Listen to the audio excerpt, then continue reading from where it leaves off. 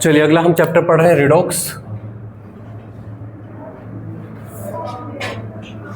इसमें सबसे पहले हम पढ़ेंगे oxidation, concept of oxidation state.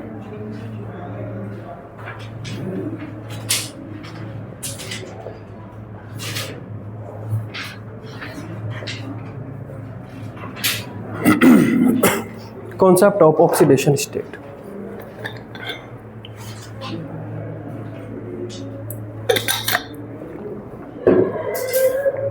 देखिए, मान लीजिए आपके पास है H2SO4।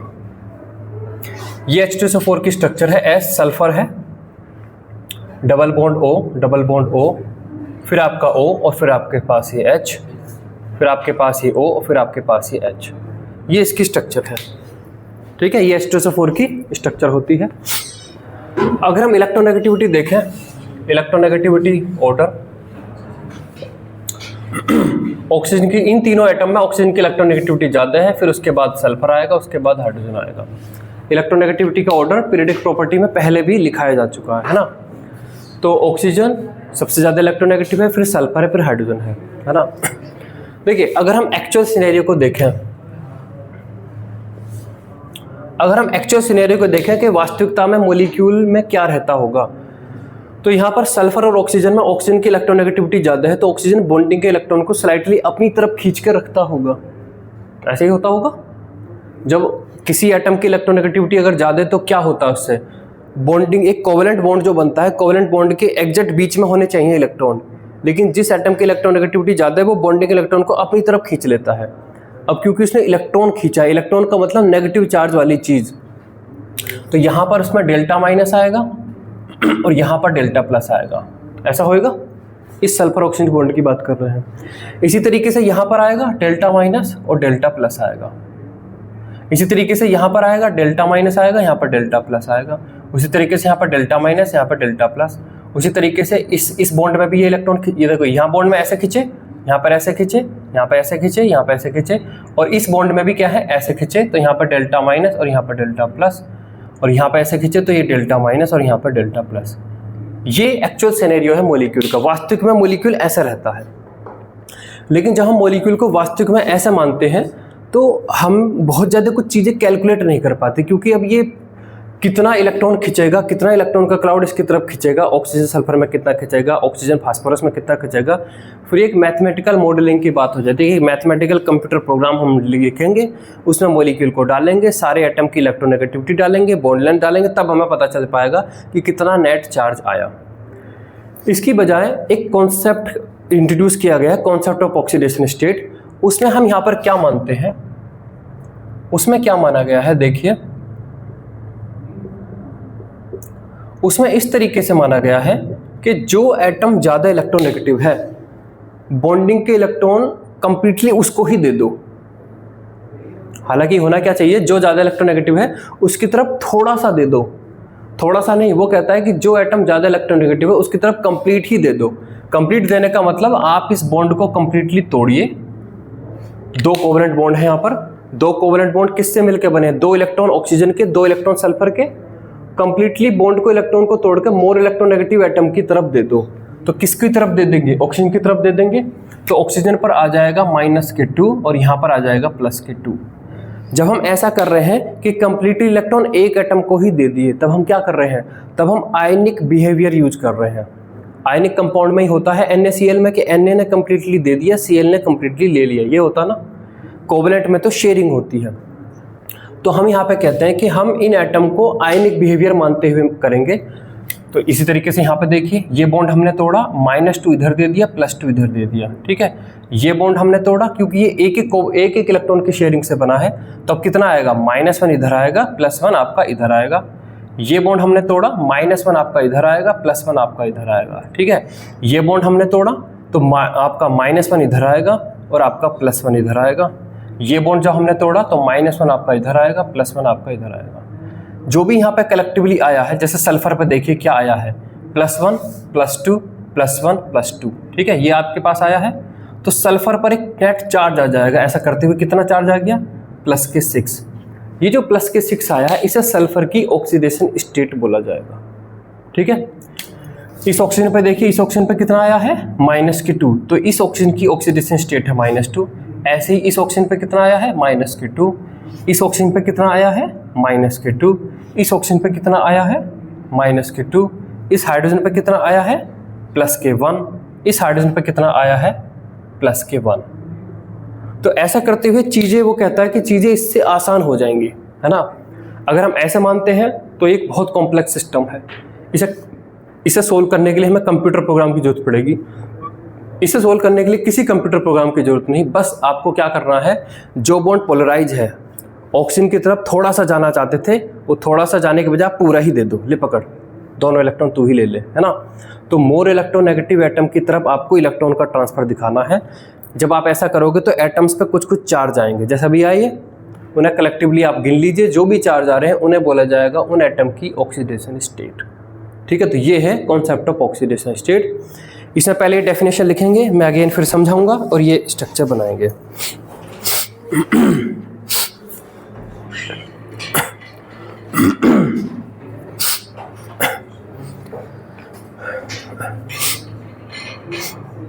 लिखिए इसमें ऑक्सीडेशन नंबर और ऑक्सीडेशन स्टेट।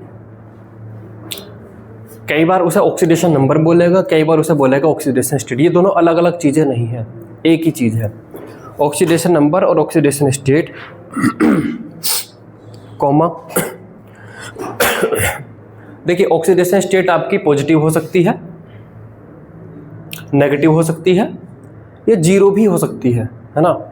फ्रैक्शन नहीं होगी, या तो इलेक्ट्रॉन उसके पास से आया होगा या इलेक्ट्रॉन उसके पास से गया होगा, या तो माइनस में चार्ज आएगा, -1 -2, या प्लस में आएगा, +1 के +2।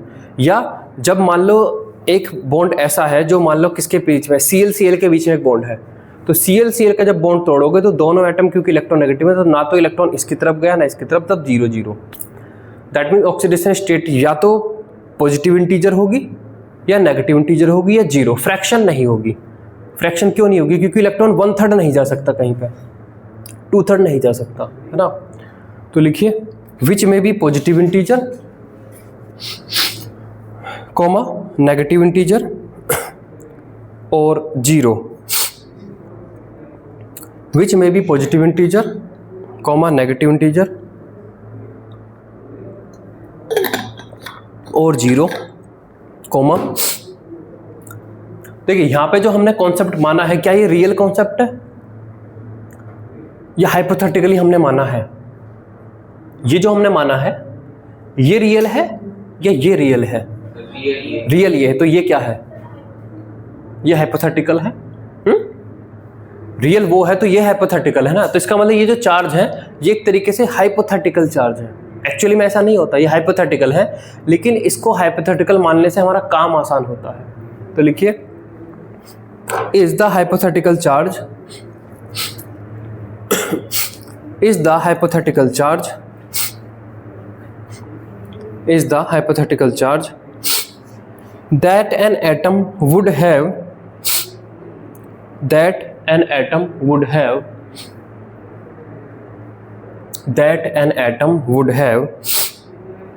if all bonds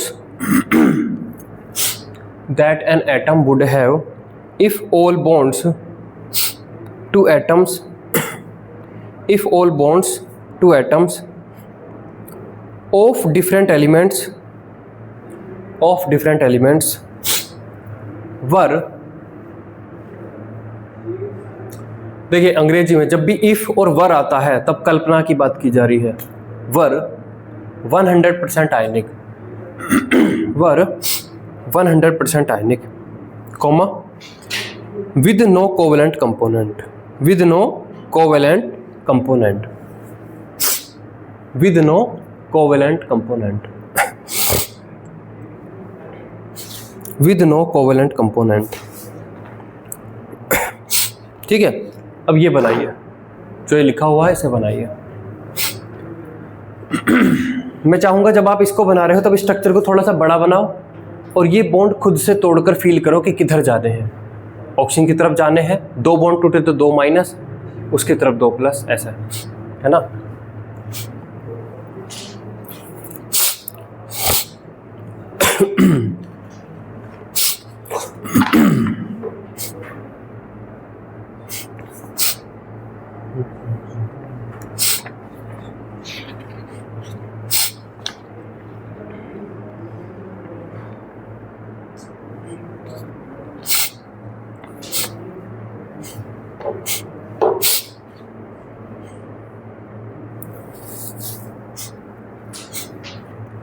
इसमें स्ट्रक्चर को थोड़ा सा बड़ा सा बनाइएगा। हाँ बिल्कुल सही, बड़ा बनाया है ये। बॉन्ड तोड़िए, देखिए ऐसे पहले से नहीं लिख दीजिए, मन से बनाते हो। बॉन्ड तोड़ रहे हैं, बॉन्ड तोड़ दिया, इसकी इलेक्ट्रोनेगेटिविटी ज़्यादा है, इसकी कम। 2 बॉन्ड टूटे हैं तो -2 चला गया, अब इसकी तरफ से टूटे हैं तो इस पर +2 आ गया। फिर बॉन्ड तोड़ रहे हैं, ऐसे बॉन्ड तोड़ा, इसकी इलेक्ट्रोनेगेटिविटी ज़्यादा है, 2 बॉन्ड टूटे तो -2 और इसकी तरफ +2, बहुत बढ़िया। अब यहाँ पर ये बॉन्ड तोड़ रहे हैं, इसकी इलेक्ट्रोनेगेटिविटी ज़्यादा है, इसकी कम, तो -1 इधर आ गया, +1 इधर आ गया। इस बॉन्ड को तोड़ रहे हो तो -1 इधर, +1 इधर। इस बॉन्ड को तोड़ रहे हैं तो ऑक्सीजन की तरफ -1, तो एक -1 और आ गया, इसकी तरफ +1, और ऐसे इस बॉन्ड को तोड़ेंगे तो -1 इधर, +1 इधर, +1 लिखा हुआ ही। अब इन पे कलेक्टिवली जितना भी चार्ज दिख रहा है वो ऑक्सीडेशन स्टेट है। ठीक है, स्ट्रक्चर बनाइए दूसरी बड़ी सी थोड़ी सी, जिससे जगह रहे।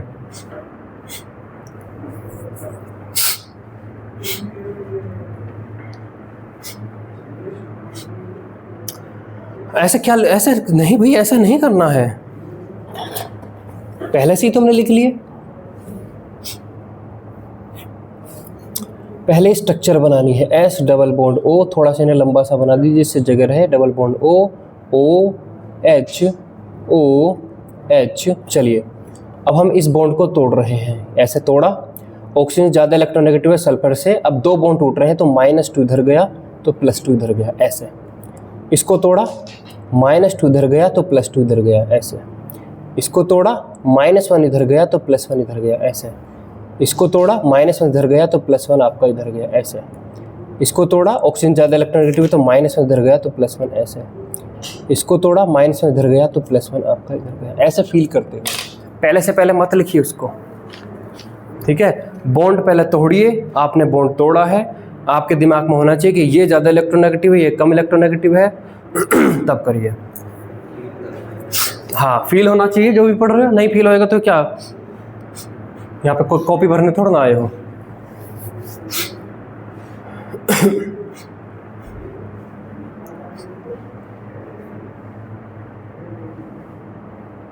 चलिए अब देखिए, इस तरीके से ये ऑक्सीडेशन स्टेट निकालने का फंडामेंटल है। जो भी ऑक्सीडेशन स्टेट निकालने का वो है, ये फंडामेंटल है।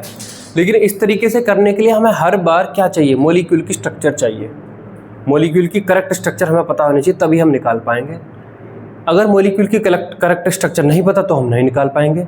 तो हमने कुछ रूल्स बनाए हैं, उस रूल के अकॉर्डिंग अगर आपको स्ट्रक्चर नहीं भी पता तो भी आप किसी एटम की ऑक्सीडेशन स्टेट निकाल सकते हो। तो अब हम उन रूल को जानेंगे, ठीक है। ये रूल तो हो गया, ये तो फंडामेंटल है, ये तो हमेशा काम करेगा। लेकिन हमेशा काम करने के लिए आपको हमेशा क्या होनी चाहिए, स्ट्रक्चर पता होनी चाहिए। कई बार हमें स्ट्रक्चर नहीं पता हो सकती, कोई बड़ा सा मॉलिक्यूल दिख रहा हो, तो हमने कुछ रूल्स हैं उनको लिखेंगे और उन रूल्स से बिना स्ट्रक्चर बनाए आप ऑक्सीडेशन स्टेट निकाल सकते हो। लिखिए, rules for oxidation state calculation. Rules for oxidation state calculation. Rules for oxidation state calculation. पहला रूल तो इसी के लिए है कि कैसे आप ये बॉन्ड तोड़ते हो, ठीक है। तो लिखिए, electrons shared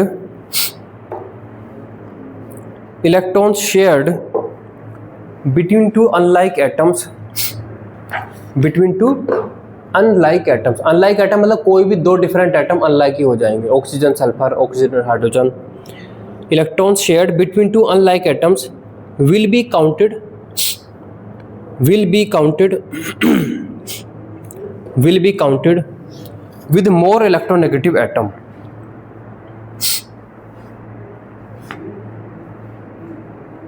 More electronegative atom, that means जब आप बॉन्ड तोड़ेंगे तो मोर इलेक्ट्रोनेगेटिव एटम को आप इलेक्ट्रॉन दे देंगे। अगर आपने सिंगल बॉन्ड तोड़ा तो मोर इलेक्ट्रोनेगेटिव को कितना चार्ज दे देंगे? माइनस कितना? सिंगल बॉन्ड, ये सिंगल बॉन्ड है, आपने ये तोड़ा, ऊपर मोर इलेक्ट्रोनेगेटिव है तो कितना चार्ज दे देंगे इसको? -1 और नीचे दूसरे वाले को +1। ये 2 बॉन्ड तोड़े तो कितना दोगे ऊपर वाले को? हाँ, -2 +2। ठीक, अब इसके लिए आपको इलेक्ट्रोनेगेटिविटी पता होनी चाहिए, है ना। तो देखिए इन जनरल इलेक्ट्रोनेगेटिविटी ऑर्डर, तो अगर आप इतने एटम को भी पता कर लेते हैं तो आपका काम चल जाएगा। फ्लोरीन है, फ्लोरीन के बाद ऑक्सीजन, फिर आपका क्लोरीन, फिर आपका नाइट्रोजन, है ना। क्लोरीन और नाइट्रोजन की कई बार सेम भी लिखी हुई है, लेकिन क्लोरीन और नाइट्रोजन, तो मैं अभी इसे ग्रेटर ही लिख देता हूँ।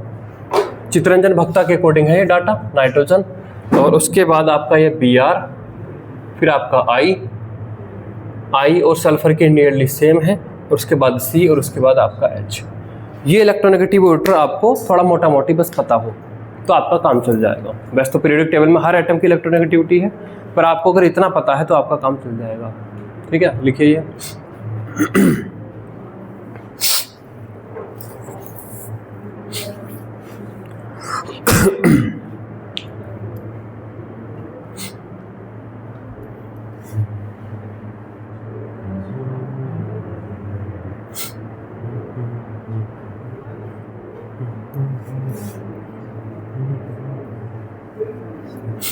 हो गया?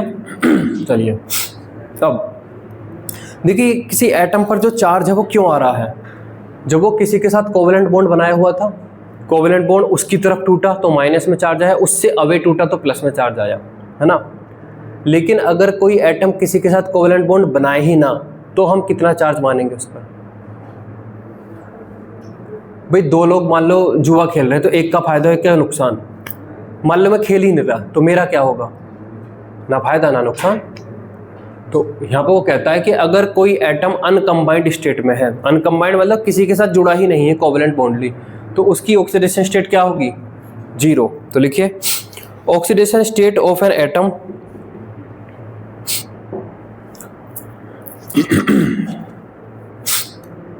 Oxidation state of any atom in uncombined state, in uncombined state,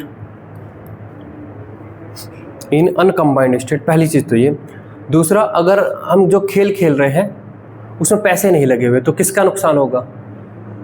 मान लो 2 लोग खेल रहे हैं, कार्ड खेल रहे हैं, पत्ते खेल रहे हैं, पैसे नहीं लगे हुए, एक हार गया एक जीत गया, तो किसका कितना रुपए का नुकसान हुआ? कितना भी नहीं। ठीक है, तो अगर 2 एटम जो जुड़े हुए हैं वे सेम इलेक्ट्रोनेगेटिविटी के हैं, आप बॉन्ड तोड़ोगे तो किसी एक की तरफ ट्रांसफर थोड़ा ना कर दोगे, दोनों अपना एक एक इलेक्ट्रॉन लेके वापस निकल गए, तो ना किसी पे एक्स्ट्रा चार्ज माइनस में आया ना प्लस में आया। ठीक है, तो वहीं आगे लिखिए और इन होमो एटॉमिक मॉलिक्यूल, और इन होमो एटॉमिक मॉलिक्यूल, और in homo atomic molecule is taken as 0, is taken as 0। तो देखिए जैसे कि Fe है, केवल Fe है, वो किसी के साथ कंबाइंड नहीं है, तो ऑक्सीडेशन स्टेट, जो भी ऑक्सीडेशन स्टेट हम एटम के ऊपर लिख देते हैं ऐसे 0। जैसे आपके पास है Zn, किसी के साथ जुड़ा नहीं है तो 0, Cu किसी के साथ जुड़ा नहीं है 0, जैसे Cl2, तो Cl2 में ये जो ऑक्सीडेशन स्टेट होती है ये दोनों Cl की नहीं है, हर Cl की, दोनों Cl की अपनी अपनी अलग है। ठीक है, जो नाम होता है किसी का, मान लो 2 जुड़वा भाई हैं तो क्या दोनों जुड़वा भाई का कंबाइंड एक नाम होता है या अलग अलग दोनों का? तो जिस तरीके से नाम किसी की इंडिविजुअल की आइडेंटिटी है, उसी तरीके से ऑक्सीडेशन स्टेट भी किसी इंडिविजुअल एटम की आइडेंटिटी है। तो Cl2 में ऑक्सीडेशन स्टेट 0 है, ये किसकी ऑक्सीडेशन स्टेट 0 है? दोनों Cl की 0 है या दोनों इंडिविजुअल Cl की 0? Cl0 ऐसा है, दोनों Cl की अपनी अपनी 0 है। ठीक है, ये 0 क्यों है इसको समझते हैं। देखिए Cl ने किसके साथ बॉन्ड बनाया हुआ है? Cl के साथ बॉन्ड बनाया हुआ है। जब आप यहाँ पर बॉन्ड ब्रेक करोगे, इन दोनों में से कौन सा ज़्यादा इलेक्ट्रोनेगेटिव है? दोनों सेम है। जब दोनों सेम है तो इसकी तरफ भी 0 चार्ज जाएगा, इसकी तरफ भी 0, क्योंकि ना इलेक्ट्रॉन इसकी तरफ गए ना इसकी तरफ गए। तो जब भी होमो एटॉमिक मॉलिक्यूल होगा Cl2, F2, है ना, Br2, I2, N2, और लिख लो O2 भी, O2, ये सब 0 होगा। ठीक है, जब भी एटम अपने ही जैसे एटम के साथ जुड़ा केवल, तो ना तो उसके पास एक्स्ट्रा इलेक्ट्रॉन आए ना उसने इलेक्ट्रॉन दिए, तो ऑक्सीडेशन स्टेट कितनी आ जाएगी, 0 आ जाएगी। लिखिए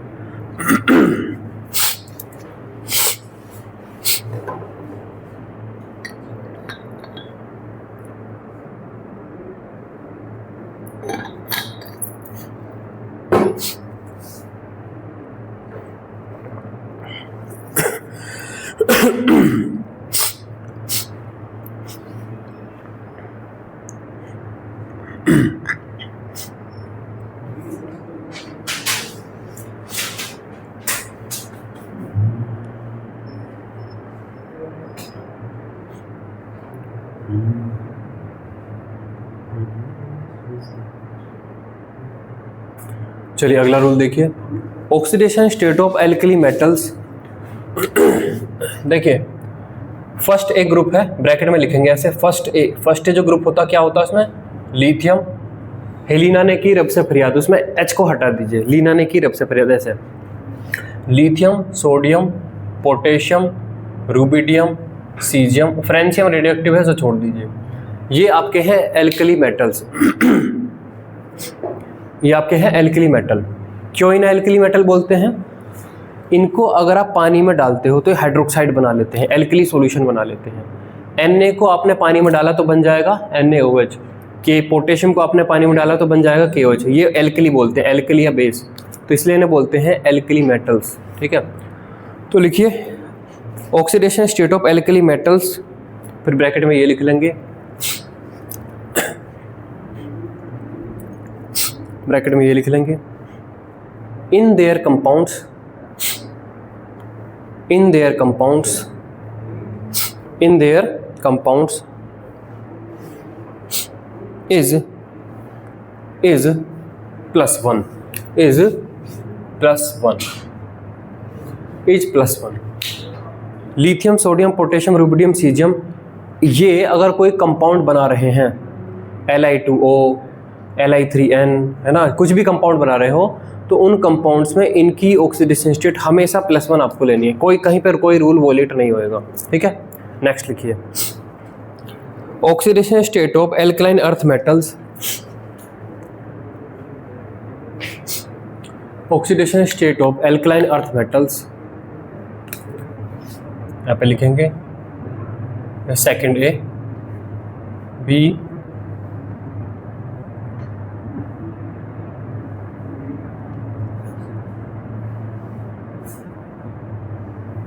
ये है ना, बेटा मांगे कार स्कूटर बाप राजी, है ना। RA को नहीं ले रहे क्योंकि अगेन रेडियोएक्टिव है। ये लिखिए alkaline earth metals, alkaline earth metals, ठीक है, इन इट्स कंपाउंड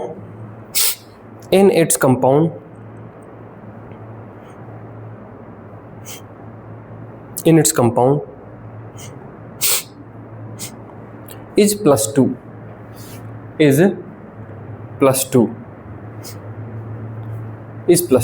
ठीक है। तो मैग्नीशियम का कोई भी कंपाउंड है, Mg2, MgCO3, MgO, कुछ भी, मैग्नीशियम की ऑक्सीजन स्टेट हमेशा होगी +2। ठीक है, चलिए अगला लिखिए, oxidation state of hydrogen, oxidation state of hydrogen, oxidation state of hydrogen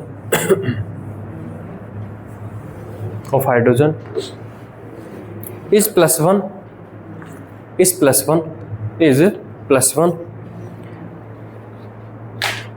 in general compounds,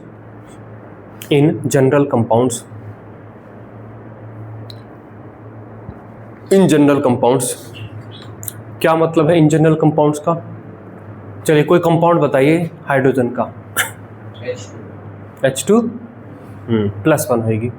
कोई और कंपाउंड बताइए हाइड्रोजन का, H2O2 +1 होगी, H2SO4 +1 होगी। कोई और बताओ, HNO3 +1 होगी। कोई और बताओ, कोई भी कंपाउंड जिसमें हाइड्रोजन आता हो। क्या? HClO3, तुम बताओ उधर। HNO3 तो हो गया था। हाँ, CH3COH ये सारे जो भी कंपाउंड बता रहे हो ये सब इन जनरल कंपाउंड है। जो कंपाउंड मैं कहने वाला वो आप अभी नहीं गैस कर रहे हो। तो ये जो भी कंपाउंड आप गैस कर पा रहे हो इन सारे कंपाउंड्स में हाइड्रोजन की ऑक्सीडेशन स्टेट +1 है, यही आप गैस कर पा रहे थे। अब आगे लिखिए, while it is -1 while it is -1 while it is -1 in metal hydride while it is -1 in metal hydride in metal hydride क्या होते हैं मेटल हाइड्राइड? देखिए, जो एल्कली मेटल है और जो एल्कलाइन अर्थ मेटल है वे हाइड्रोजन के साथ रिएक्ट करके कंपाउंड बनाते हैं। उनमें हाइड्रोजन -1 में होता तो बोलते हैं हाइड्राइड। तो देखिए जैसे कि NaH MgH2 CaH2 एटसेट्रा। इन कंपाउंड्स में अगर आप देखें, आपने अभी पढ़ा कि सोडियम की हमेशा +1 होएगी, इसकी +1 होएगी तो फिर इसकी ऑटोमेटिकली इसे -1 होना पड़ेगा, क्योंकि पूरे मॉलिक्यूल पर कितना चार्ज है? 0। अगर पूरे मॉलिक्यूल पर 0 चार्ज है और अगर इसका +1 है तो फिर ऑब्वियसली इसे -1 होना पड़ेगा। ठीक है, तो ये होते हैं आपके मेटल हाइड्राइड्स। मतलब एल्कली और एल्काइल मेटल जब हाइड्रोजन के साथ कंपाउंड बनाते हैं तो वे नॉर्मल कंपाउंड्स नहीं है, वे मेटल हाइड्राइड्स हैं। लिखिए इसको,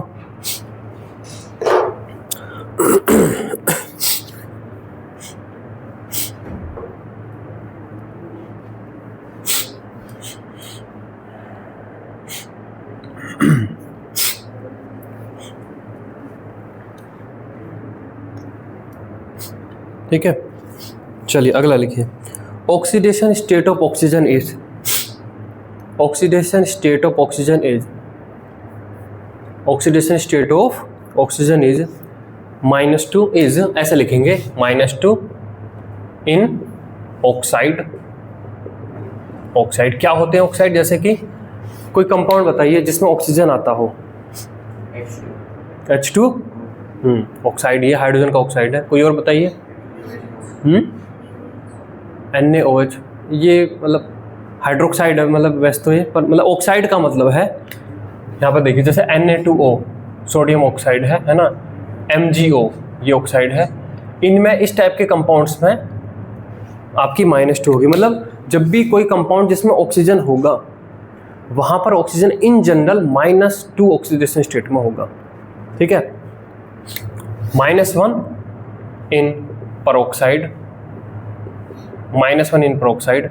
जो पेरोक्साइड होते हैं उनमें ऑक्सीजन ऑक्सीजन लिंकेज होता है, ऑक्सीजन ऑक्सीजन के बीच में सिंगल बॉन्ड होता है। जैसे कि यहाँ पर देखिए H2O2 Na2O2 एटसेट्रा, वो समझ में आ जाएगा जब ऐसे कंपाउंड्स आएंगे। और -1/2 इन सुपर ऑक्साइड, सुपर ऑक्साइड जैसे कि आपका KO2 RbO2 एटसेट्रा। ठीक है, यहाँ पर देखिए कैसे K की कितनी रहनी है हमेशा, K की कितनी होगी ऑलवेज?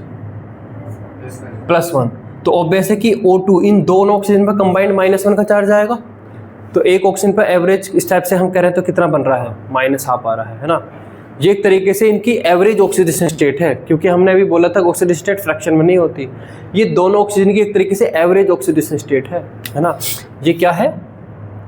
ये हम यहाँ पर एक तरीके से average oxidation state of O है ये। ठीक है, इस तरीके से हम मान सकते हैं इसको, क्योंकि ऑक्सीडेशन स्टेट हमेशा इंटीजर या 0 ही होगी। ठीक, ये लिखिए इसे।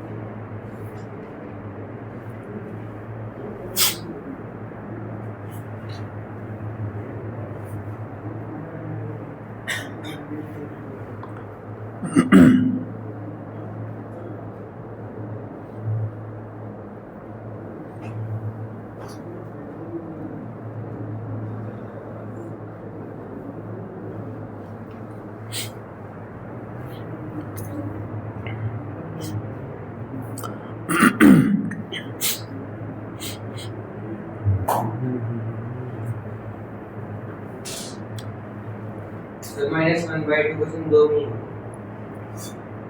नहीं, CSO2 इसमें भी होगी। अगला लिखिए, अगर मैं आपसे पूछूं कि पूरी पीरियोडिक टेबल का सबसे ज़्यादा इलेक्ट्रोनेगेटिव एलिमेंट कौन सा है, फ्लोरीन। तो फ्लोरीन जब भी किसी के साथ कंपाउंड बना रहा होगा तो बॉन्ड टूट के उसके पास ही आ रहा होगा, अवे तो जान ही रहा होगा, और फ्लोरीन केवल एक बॉन्ड बनाता है। तो फ्लोरीन की ऑक्सीडेशन स्टेट अपने कंपाउंड्स में हमेशा कितनी होगी, -1। तो लिखिए, oxidation state of fluorine is, oxidation state of fluorine is taken -1 in its compounds, -1 in its compounds, in its compounds। ठीक है, अगला लिखिए, algebraic sum of oxidation state, algebraic sum of oxidation state, algebraic sum of oxidation state of all atoms, of all atoms, of all atoms is equal to 0, is equal to 0 in a molecule, is equal to 0 in a molecule, is equal to 0 in a molecule, and equal to charge, and equal to charge, and equal to charge in ion, and equal to charge in ion। ठीक है, तो देखिए, जैसे देखिए, हम यहाँ पे बनाते हैं H3PO4। ये कैसा मॉलिक्यूल है, न्यूट्रल है या आयन है? ये मॉलिक्यूल है, आयन है? क्या डिफरेंस होता है मॉलिक्यूल आयन में? आयन पे चार्ज होता है, या तो प्लस या माइनस। मॉलिक्यूल पे ओवरऑल कोई चार्ज नहीं होता। ये एक मॉलिक्यूल है, तो कहता है ये जो मॉलिक्यूल है इसमें जितने भी एटम हैं उनकी ऑक्सीडेशन स्टेट का एल्जेब्रिक सम 0 होगा। मतलब क्या है इसका, कैसे करेंगे, 3 इंटू, ऐसा ब्रैकेट लिखेंगे, ये ब्रैकेट हटाइए, 3 इंटू ऑक्सीडेशन स्टेट ऑफ क्या, हाइड्रोजन। ठीक है, plus 1 into oxidation state of phosphorus, है ना, plus 4 oxidation state of oxygen equals to क्या होगा, 0। समझ गए सब लोग? अगला देखिए, कोई मैं ले लेता हूँ एनायन, सॉरी कैटायन ले लेता हूँ, NH4 प्लस। इस कैटायन पर कितना चार्ज है, +1 का चार्ज है। तो इसमें भी एल्जेब्रिक सम क्या होगा, 1 इंटू ऑक्सीडेशन स्टेट ऑफ क्या, N, plus 4 into oxidation state of क्या, H, और इक्वल्स टू किसके बराबर होगा, 0 के बराबर, +1। सब समझ गए? अगला देखिए, SO4 2 माइनस क्या है, इस कितना चार्ज है इस पर, -2। तो देखिए 1 इंटू ऑक्सीडेशन स्टेट ऑफ क्या, sulphur, plus 4 into oxidation state of क्या, ऑक्सीजन, इक्वल्स टू क्या लिखूं, -2। समझ गए क्या करना है? ठीक।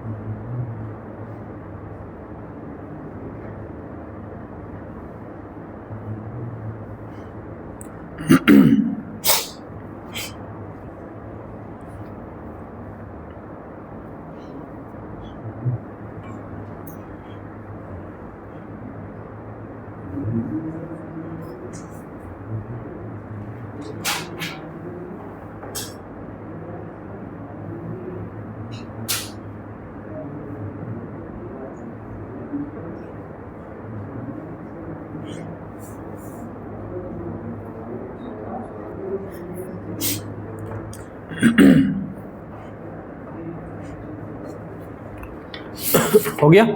यस। अगला लिखिए, oxidation state of ligand LIGANDS ligands, oxidation state of ligands in complex compounds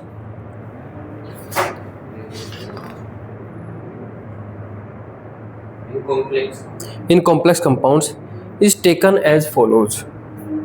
Is taken as follows.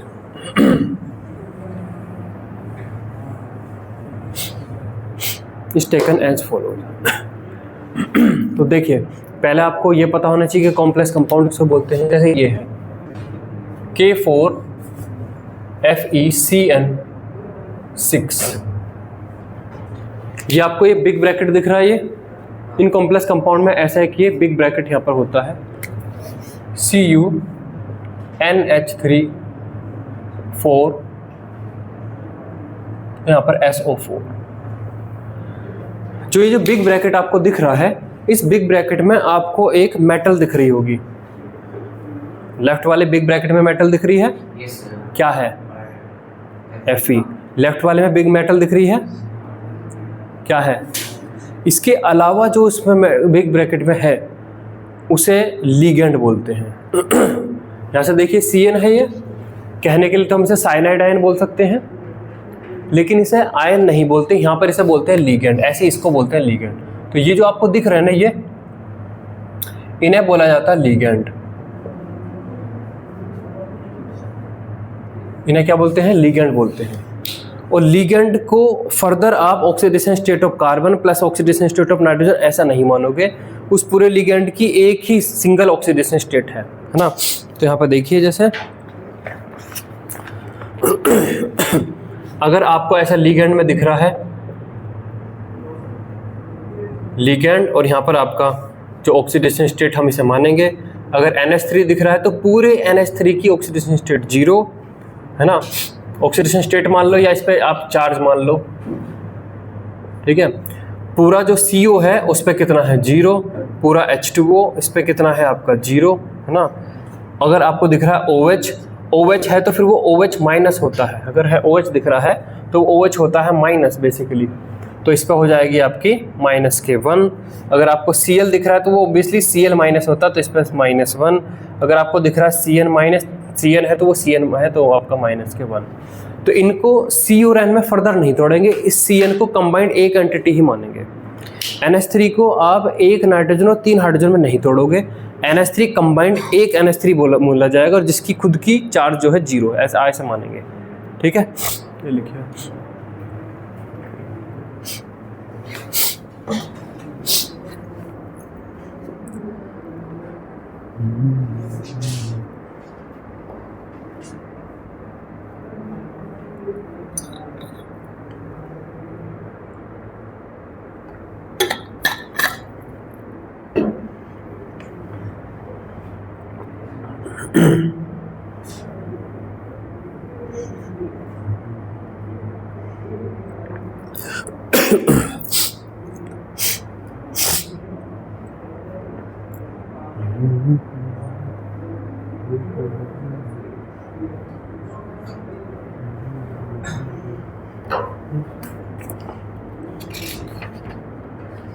Sir जो इसमें पहला कंपाउंड है इसमें उसकी ऑक्सीडेशन -1 होगी। किसकी? इसमें K4 वाला कंपाउंड है। तो K4 मतलब सही से बोलो ना, क्या बोल रहे हो? सर जो इसमें ये वाला कंपाउंड है पोटेशियम वाला, तो इसमें इसकी ऑक्सीडेशन -1 होगी। पोटेशियम की -1 होगी पूरे कंपाउंड। जब आप इसके लिए एल्जेब्रिक सम लिखोगे तो क्या लिखोगे? K4FeCH के एल्जेब्रिक सम लिखोगे तो 4 इंटू ऑक्सीडेशन स्टेट ऑफ क्या लिखोगे? K प्लस, अब अंदर आ जाओगे इसमें 1 into oxidation state of Fe plus. अब देखिए यहाँ पर अगर मैं ये चीज़ ना बताऊँ तो तुम क्या करोगे? 6 लिखोगे बाहर और फिर ब्रैकेट के अंदर oxidation state of carbon plus oxidation state of nitrogen, ऐसा करोगे? ऐसा नहीं करना, हमें लिखना है 6 इंटू एक तरीके से ऑक्सीडेशन स्टेट ऑफ CN, आप इसे ऐसे लिख दीजिए, ठीक है। और ये कंबाइंड किसके बराबर होगा? किसके बराबर? बोलो, 0। ठीक है, तो मैं यहाँ पे ये कहना चाह रहा हूँ कि जैसे हमने Cn को एक साथ लिख दिया, अगर हम ये नहीं पढ़ते तो हम क्या करते, 6 ब्रैकेट के अंदर oxidation state of carbon plus oxidation nitrogen, ऐसे 2 पार में फिर तोड़ते हैं ना उसको, ऐसा नहीं तोड़ना है।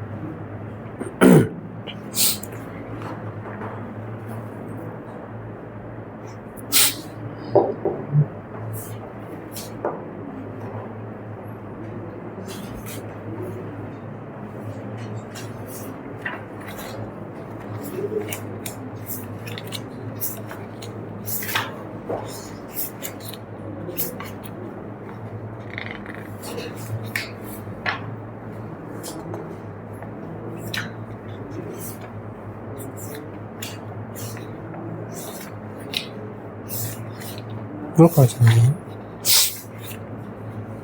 हो गया? एक रूल और लिखिए। देखिए, जो मॉडर्न पीरियोडिक टेबल है उसमें जो वर्टिकल ये कॉलम्स हैं इनको ग्रुप बोलते हैं, और ग्रुप की नंबरिंग की गई है 1 2 3 4 5 6 7 8 16 18 तक। वहीं जो मेंडलीव की पीरियोडिक टेबल है उसमें ग्रुप को 1A 2A ऐसा भी लिखा हुआ है। तो हमने जो पीरियोडिक टेबल बनाई है उसमें 1A 2A ऐसा भी लिखा है, 1 2 3 4 ऐसा 18 तक भी लिखा है, और रोमन में first A second A first B second B ऐसा भी लिखा है। तो वो जो मेंडलीव वाला first A second A third A है उसकी बात हम कर रहे हैं, है ना। तो यहाँ पर वो कहता है कि किसी भी एलिमेंट की जो ऑक्सीडेशन स्टेट है वो अपने ग्रुप नंबर जो रोमन वाला है उससे ज़्यादा नहीं हो सकती। जैसे अगर आप यहाँ पे देखो तो सल्फर आपका आएगा रोमन में 6A, इसमें आता है सल्फर। अगर आप देखो ऑक्सीजन सल्फर, तो ये मॉडर्न वाले जो नंबर है उसके अकॉर्डिंग ग्रुप नंबर 16 में आता है, लेकिन मेंडलीव वाले के अकॉर्डिंग 6A में आता है, लिखाया हुआ मैंने, है ना। तो वो कह रहा है कि सल्फर की जो ऑक्सीडेशन स्टेट है +6 से ज़्यादा नहीं हो सकती। ठीक है, ये आपको ध्यान रखना है।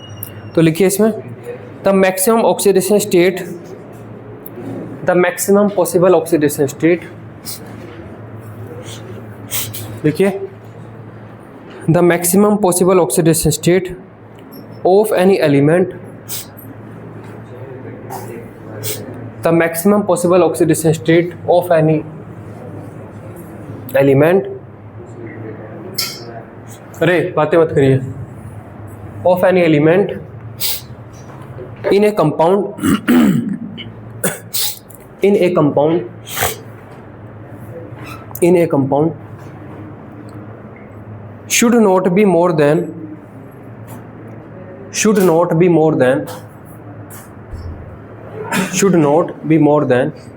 its group number, should not be more than its group number। ठीक है, तो सल्फर आता है 6A में, तो सल्फर की ऑक्सीडेशन स्टेट किससे ज़्यादा नहीं होनी चाहिए, +6 से। तो लिखिए oxidation state of sulphur should not be more than +6।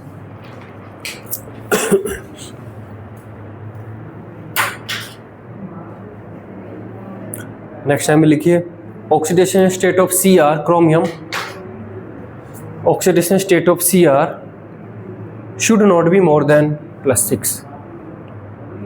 Oxidation state of chromium should not be more than +6। +6 से कम हो सकती है? कम हो सकती है, कम में कोई रेस्ट्रिक्शन नहीं है, इतनी, है ना।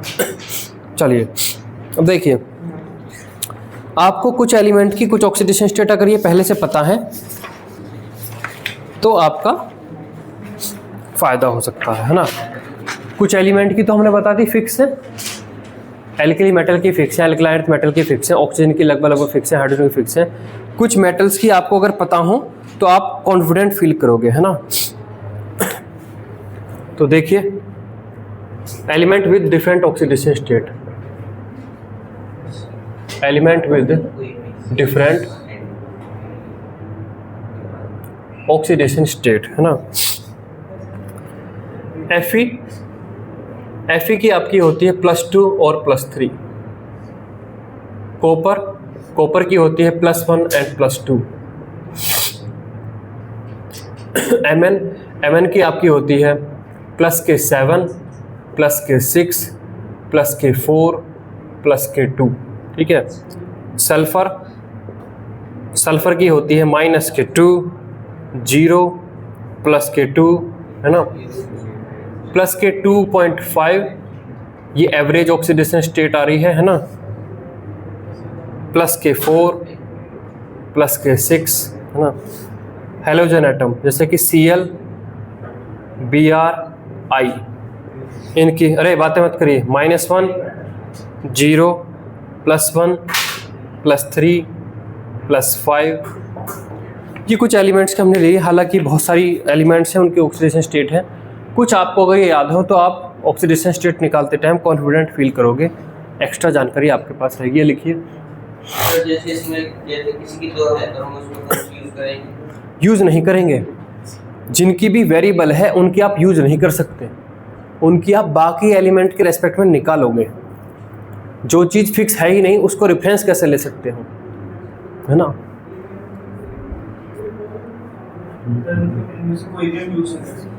नहीं, ये बस इसलिए है कि आपको पता होना चाहिए अच्छा ये होती हैं। मान लो मैग्नीज की आपको पता है कि +7, +6, +4, +2 होती हैं, और आपने कोई क्वेश्चन किया जिसमें मैग्नीज की आगे +5, तो तुरंत आपका दिमाग एक्टिव हो जाएगा, नहीं ये तो होती ही नहीं है, इसका मतलब कुछ गड़बड़ की है, इसलिए बताया मैंने, है ना।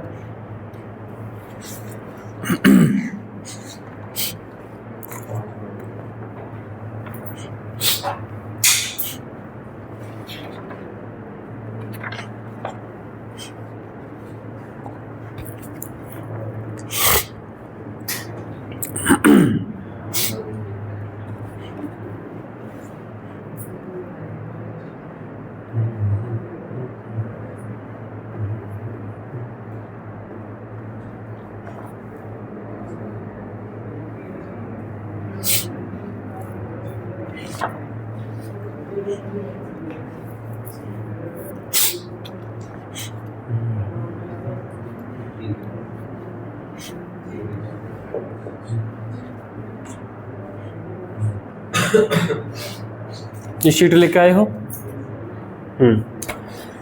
ये शीट के यहाँ से लेके यहाँ तक के क्वेश्चन आपको करने हैं।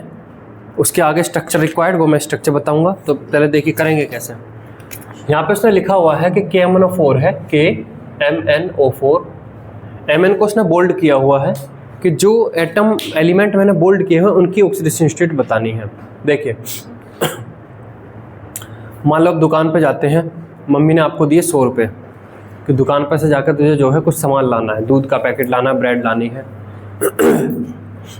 100 रुपये दिए हैं, दूध है मान लो 60 रुपये का, है ना, और बिस्किट का पैकेट है आपने लिया, बिस्किट का पैकेट है, मतलब बिस्किट का पैकेट आपको नहीं पता, आप जब वापस आए दूध का पैकेट और बिस्किट का पैकेट था, दूध था 60 रुपये का और आपके पास 20 रुपये और बचे हुए हैं, और मम्मी पूछती है कि बिस्किट कितने रुपये का है, तो कितने का है, 20 का है। लेकिन बिस्किट के पैकेट पे कहीं पे भी दाम नहीं लगा, फिर भी आप कैसे बता पाए, 100 क्योंकि उन दोनों चीज़ों का एल्जेब्रिक सम 100 के बराबर बैठना था, यही ना, तो अननोन चीज़ का आपने निकाल लिया। ये जो KMnO4 लिखा है इसमें पोटेशियम पे हम गारंटी ले सकते हैं कि उसकी ऑक्सीजन स्टेट कितनी होती है, हमेशा +1। ऑक्सीजन की भी 99% केस में ऑक्साइड्स ही होते हैं, तो कितनी गारंटी हो, क्या होती है, -2। तो अगर आपको पोटेशियम की पता है और ऑक्सीजन की पता है, तब क्या आप Mn की ऑक्सीडेशन स्टेट निकाल सकते हो, यस। तो यही चीज़ हमें यहाँ पे लगानी है। कैसे लगाएंगे, देखिए oxidation state 1 into oxidation state of K plus, अब मान लीजिए Mn की ऑक्सीडेशन स्टेट आपको नहीं पता, जिसकी नहीं पता या निकालनी है आप क्या मान लीजिए, X मान लीजिए, और प्लस के 4 ऑक्सीडेशन स्टेट ऑफ क्या, ऑक्सीजन, और इक्वल्स टू क्या करोगे, 0। तो क्या आ जाएगा 1 और ब्रैकेट के अंदर +1 आ गया, प्लस के x, फिर प्लस यहाँ पर 4 ब्रैकेट के अंदर कितना आ गया, इक्वल्स टू 0। सॉल्व करोगे तो प्लस के 7। तो ये खेल आपको खेलना है। चलिए अब बचा हुआ जो 1 घंटा आपका है ना, खूब खेलिए इस खेल को। पहले पन्ने पे खेल खेलना है, ये खेलिए।